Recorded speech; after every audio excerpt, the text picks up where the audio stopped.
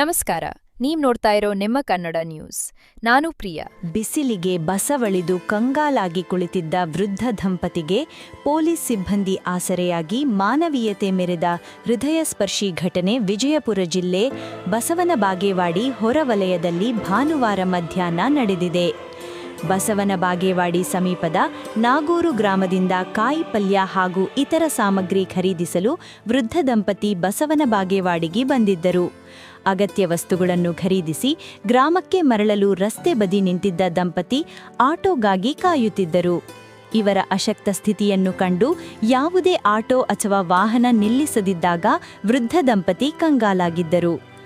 ಇದೇ ಸಂದರ್ಭದಲ್ಲಿ ಬೃಹತ್ ಹಿಂದೂ ಸಮಾವೇಶದ ಬಂದೋಬಸ್ತ್ ಕರ್ತವ್ಯದಲ್ಲಿದ್ದ Basavana Bagewadi ASI SI Hiremath SBI ಬಳಿ ನಿಂತಿದ್ದ ವೃದ್ಧ ದಂಪತಿಯನ್ನು ಕಂಡು ಸ್ಥಳಕ್ಕೆ ಧಾವಿಸಿದರು. ಅವರಿಗೆ ಕುಡಿಯಲು ನೀರು ಕೊಟ್ಟು ವಿಚಾರಿಸಿದರು.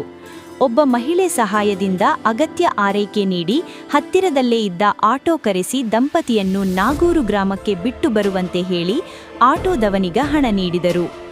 ಈ ಕಾರ್ಯದಲ್ಲಿ ಬಸವನ ಬಾಗೇವಾಡಿ ಪೊಲೀಸ್ ಠಾಣೆ ಸಿಬ್ಬಂದಿ, ಟ್ರಾಫಿಕ್ ನಿಯಂತ್ರಣ ಕಾರ್ಯದಲ್ಲಿ ನಿರತರಾಗಿದ್ದ ಬಸು ಯತ್ನಾಳ್ ಕೂಡ ಹಿರೇಮಠವರಿಗೆ ನೆರವಾದರು.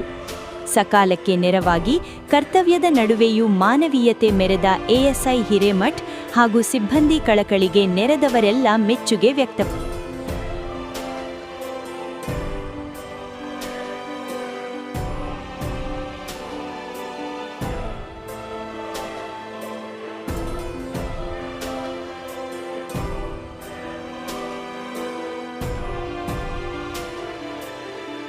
ಮತ್ತಷ್ಟು ಸುದ್ದಿಗಾಗಿ ನೋಡ್ತಾ ಇರಿ ನಿಮ್ಮ ಕನ್ನಡ ನ್ಯೂಸ್. ಲೈಕ್ ಮಾಡಿ, ಸಬ್ಸ್ಕ್ರೈಬ್ ಮಾಡಿ, ಶೇರ್ ಮಾಡುವುದು ಮರೆಯಬೇಡಿ.